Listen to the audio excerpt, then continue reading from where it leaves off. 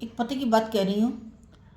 मैं बता रही हूँ कि क्या खाएं क्या ना खाएं और किसको कैसे हजम करें, इस बात पर आज मेरी चर्चा है। तो इसका भाग 3 मैं पेश कर रही हूँ आपके सामने। 2 भाग खाने संबंधी बता चुकी हूँ, ये भाग 3 है। तो इसमें मैं ये बताना चाह रही हूँ कि कुछ चीज़ें ऐसी हैं कि वो किसी दूसरे चीज़ के मिश्रण से ही हजम होती हैं, नहीं तो वो गैस करती है, पेट में दर्द होता है, एसिडिटी बनती है, डकार से आते हैं या जी मिचलाता है। वही चीज़ यदि कुछ मिश्रण जिस जोश से मिलता है जिससे वो हजम हो सकती है, वो डाल के यदि हम बनाते हैं तो वो चीज़ हजम हो जाती है। ध्यान दें कि कुछ ऐसी चीज़ें हैं, जैसे अरहर की दाल है जिसको तुअर की दाल भी बोलते हैं। यदि हम उसको उबाल के सिंपल छौंक लगा देंगे तो वो गैस करेगी, हजम नहीं होगी। उसके अंदर इमली की खटाई जरूरी है। इमली अरहर को पचाती है। यदि बाई चांस आपके घर में इमली उपलब्ध नहीं है तो अमचूर भी डाल सकते हैं, लेकिन यदि इमली है तो बहुत ही बढ़िया है। वो आप देखो, ये जो सांभर बनाते हैं उसमें क्या है, पतली पतली अरहर की दाल होती है, कुछ सब्जियां डाल देते हैं उसमें, उसमें भी इमली की चटनी बहुत सारी डालते हैं। तो वो खट्टी मीठी इमली की चटनी बनाकर उसमें मिलाई जाए तो वो स्वादिष्ट होने के साथ साथ हाजमेदार और पाचक हो जाती है। तो इसी तरह से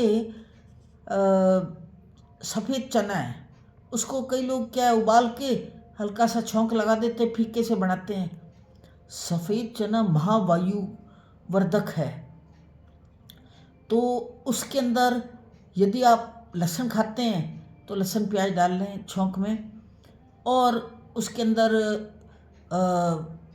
बनाते समय यदि आप लहसुन प्याज नहीं खाते हैं तो हींग डालें थोड़ी ज़्यादा, गरम मसाले डालें, और उसके साथ साथ खटाई में इमली की चटनी बना करके उसको साथ रखें। तो रुचि अनुसार ऊपर से इस बने हुए छोलों में मिलाई जा सकती है। कोई कम पसंद करता है खटाई, कोई ज़्यादा करता है। तो जैसे मुझे तो काबली चने में ज़्यादा सी खटाई हो तभी वो अच्छे लगते हैं, और नहीं तो ऐसा लगता है जैसे हजम नहीं होंगे। तो कहने का मतलब, जहाँ तक हो सके जिनके गैस बनती हो या वज़न ज़्यादा हो, वो सफ़ेद चने हैं अथवा और कुछ वायुवर्धक चीज़ें हैं, जैसे धुली हुई दालें हैं, मूंग मोठ वगैरह धुली हुई दालें हैं उड़द की, ये नहीं खाएं। चवला जिसे सफ़ेद पंजाबी लोग रवा बोलते हैं, और सफ़ेद चवला है, लाल चवला है, ये भी वायु करने वाले हैं, ये भी नहीं खाएं। और खाना पड़ता है तो हींग, गरम मसाला और लहसुन वगैरह डाल के, मतलब कि मसाले डाल करके खाएं तो थोड़ा बहुत लें, वो भी तो सही है, वरना स्वास्थ्य बिगड़ सकता है। जितनी छिलकों वाली दालें हैं वो खूब खाएं। वो उनके अंदर फुल फाइबर है जो कि पेट को साफ करेगा, आंतों को साफ करेगा, और आप स्वस्थ रहेंगे। इसके अलावा क्या है कि जो वायुवर्धक चीज़ें हैं, यदि वो खानी पड़ गई आपको, दूसरी चीज़ नहीं है और वही खानी है, तो उसके लिए एक तो घर का कुटा हुआ गरम मसाला रखें, वो डालें ऊपर से, और सूखा पुदीना रखें, छाया में सुखाकर पुदीने को, उसका चूर्ण रखें घर में, वो ऊपर से डालें ताकि वो हजम हो सके। तो वैसे तो सूखा पुदीना, गरम मसाला हम हर दाल सब्जी में डाल सकते हैं, लेकिन जो वायुवर्धक चीज़ें उनके अंदर थोड़ा ज़्यादा डालना ज़रूरी है। और उसमें मसाले भी फीके नहीं होने चाहिए, जो वायु वाली चीज़ें उसमें मसाले पूरे होने चाहिए। उबला हुआ फीका सा यदि हम खाना चाहेंगे तो वो नहीं हजम होगा। इसी तरह चावल जो है उसको कहते हैं कि नारियल हजम, कच्चा नारियल हजम करता है, पक्का नहीं, उसमें तो ऑयल आ जाता है। कच्चा नारियल जो बाज़ार में पानी वाला कच्चा नारियल आता है, वो चावल यदि आपने थोड़े ज़्यादा खा लिए, ऊपर से थोड़ा सा नारियल का, कच्चे नारियल का टुकड़ा खा लो, वो चावल हजम हो जाएंगे। तो कुछ चीज़ें ऐसी बनी हैं कि जिनको ये उसके साथ जो मिलती चीज़ है वो ज़रूरी है। उड़द की दाल के साथ उड़द की दाल को इमली हजम करती है। यही कारण है कि देखो, आप दही बड़े घर में बनाते हो, पार्टी में रखते हो या कहीं बाज़ार से खाते हो तो इमली की चटनी उसमें ज़रूर डलती है, कि उड़द की दाल को इमली ही हजम करती है। वरना वो गैस करेंगे, उस टाइम स्वादिष्ट लगेंगे लेकिन वो गैस करेंगे। यदि इमली की चटनी डाली है तो जल्दी हजम भी हो जाएंगे और उसका तासीर बदल जाएगी।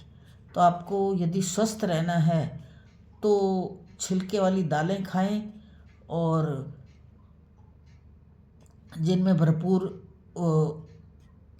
फाइबर मिलता है और बहुत से गुण हैं। अच्छा, और कई लोग क्या करते हैं कि भोजन करके चाहे कुछ भी खाएं, एक छोटा सा गुड़ का टुकड़ा लेकर के, और वो खाते नहीं हैं, चूसते हैं उसको मुंह में रख के। चूसने से लार की मात्रा मिल कर के और वो खाए पिए खाने को हजम कर देती है। तो यदि आपको गुड़ पसंद हो तो आप वो भी एक प्रयोग करके देख सकते हैं। तो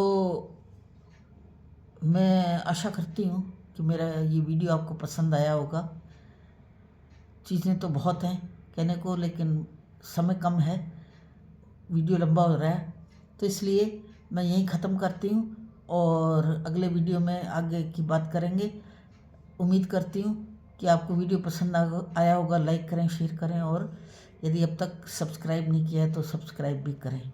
और हाँ, आप बताएं कि आप कहाँ से बोल रहे हैं, ताकि मुझे पता चले कि इतनी दूर तक भी मेरे वीडियो को सुनते हैं।